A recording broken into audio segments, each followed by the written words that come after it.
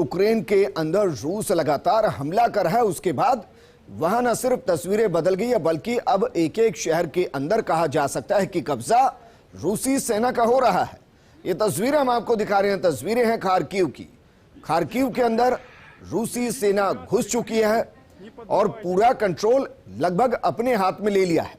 हालांकि अभी भी यूक्रेन के सैनिक लगातार लड़ रहे हैं और न सिर्फ लड़ रहे हैं बल्कि खार्किव को रूसी सेना के कब्जे में जाने से रोकने की जद्दोजहद जारी है। लेकिन जिस तरीके का मौसम वहां का है, उस मौसम के अंदर इस तरीके की जंग बेहद मुश्किल, लेकिन उस इलाके के सैनिक भली भांति इससे वाकिफ हैं। अब तस्वीर हम आपको दिखा रहे हैं ओडेसा शहर की। ओडेसा शहर में भारी तबाही, मानकर चलिए कि शहर खंडर में तब्दील होता हुआ। और तस्वीर यह है दरअसल इरपिन शहर की, जहां लाइव हमले की तस्वीर आपको दिखा रहे हैं। ये जरा देखिए, कुछ समझ में नहीं आ रहा होगा आपको।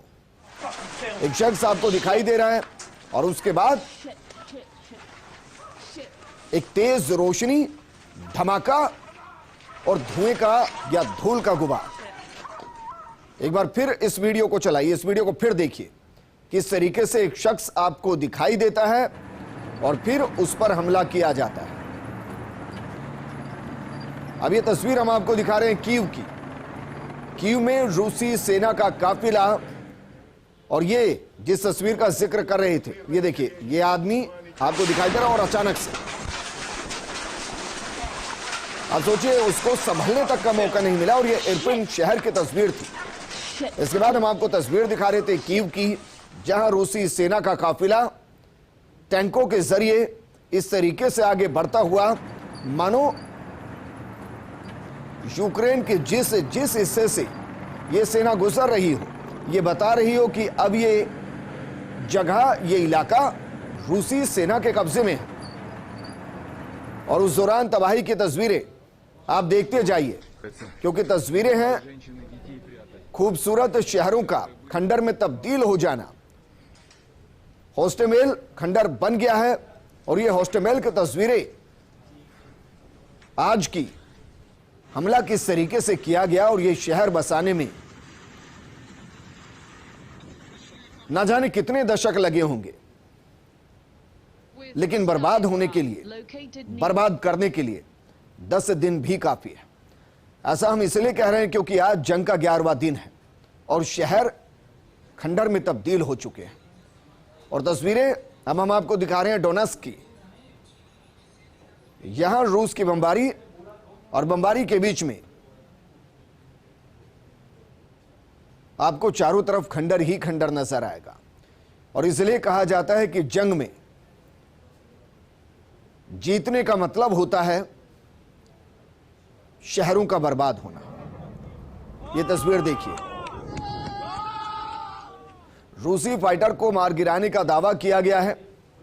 इस दौरान जो वहां के यूक्रेनी सैनिक हैं, सिविलियंस हैं, वो खुश हो रहे हैं, मानो उन्होंने एक उपलब्धि हासिल की। और जंग के मैदान में यह किसी उपलब्धि से कम भी नहीं है, जिस तरीके से फाइटर प्लेन को मार गिराया गया है।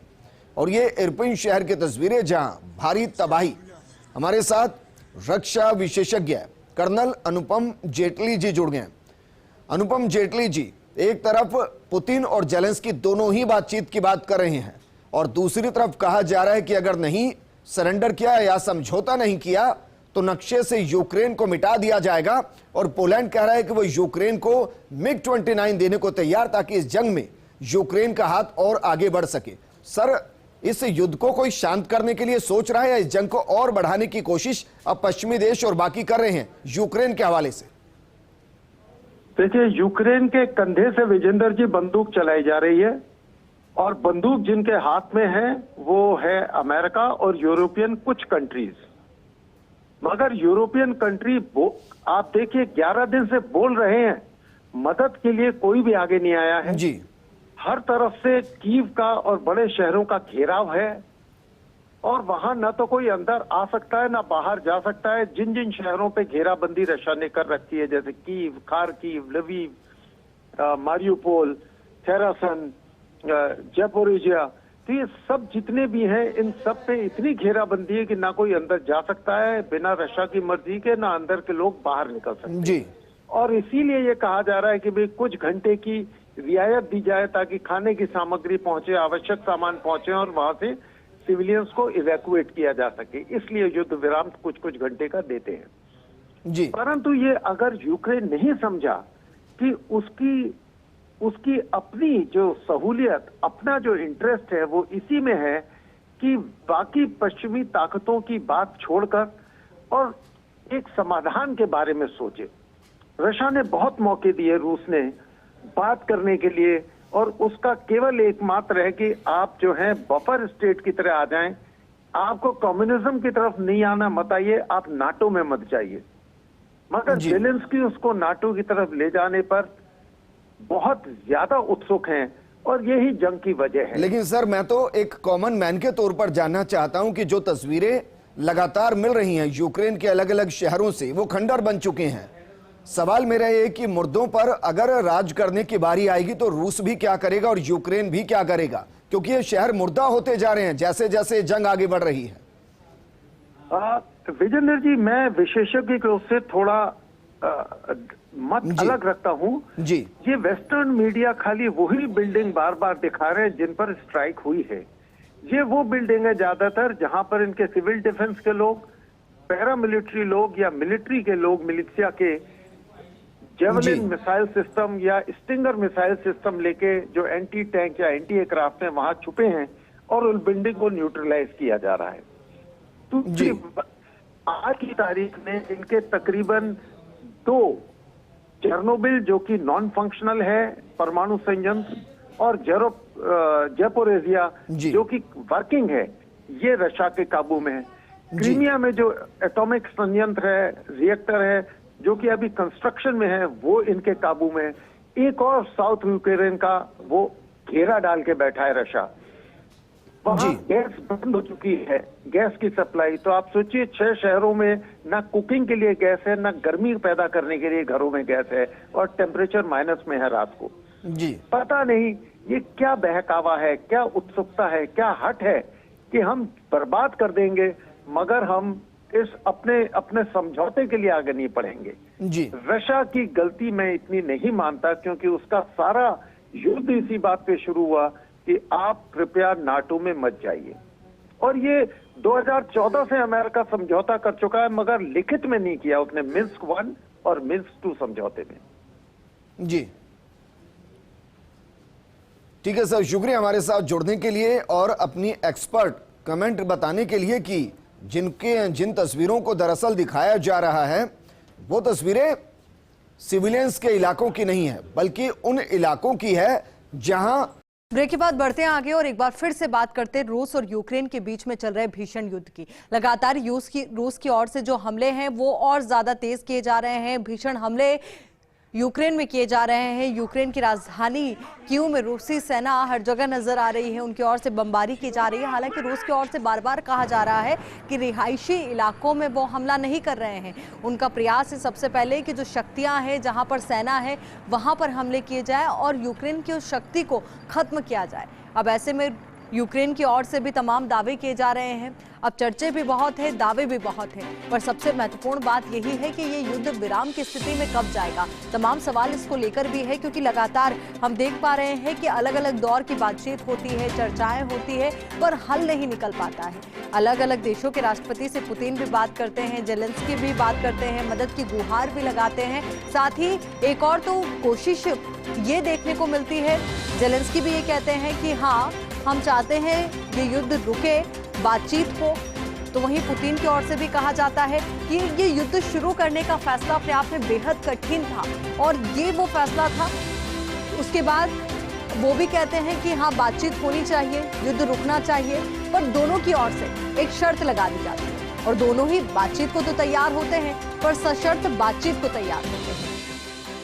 तो वहीं दूसरी ओर ये भी देखने को मिलता है कि बातचीत के दौर तो लगातार जारी है, अलग अलग देशों के राष्ट्रपति से भी बातचीत के दौर जारी है, पर ये युद्ध जो पहले दिन शुरू हुआ था उसके बाद आज 11वां दिन है युद्ध का, तब से लेकर अब तक युद्ध विराम की स्थिति में कभी नजर नहीं आया। बस एक वो 6 घंटे का पीरियड जरूर था जब रूस की ओर से कहा गया था कि भारतीयों को सभी को सुरक्षित निकाल लिया जाए। इसलिए 6 घंटे का वो वक्त दिया गया जब बिल्कुल भी हमला नहीं किया गया। उसके बाद फिर वापस से हमले तेज होते हैं और वो तमाम तस्वीरें भी हम आप तक पहुंचा रहे हैं जो इस वक्त यूक्रेन में देखने को मिल रही है। जिस शहर को बसाने में सालों लगे, जिन इमारतों को खड़ा करने में सालों लगे, आज वो एक पल में खंडर में तब्दील हो गई। वो तमाम शहर बर्बादी के कगार पर है। अब सोचिए कितना बड़ा झटका अर्थव्यवस्था को भी यहां से लगेगा, जिससे उभर पाना यूक्रेन के लिए बहुत मुश्किल होगा। और यही वजह है कि कुछ मीडिया रिपोर्ट्स के हवाले से ये भी दावा किया जा रहा है कि कई यूक्रेनी यहां से निकल चुके हैं। वो अपने आप को अन्य देशों में स्थापित करने की कोशिश कर रहे हैं ताकि उनका वर्तमान तो सुरक्षित हो ही, साथ ही भविष्य भी सुरक्षित हो।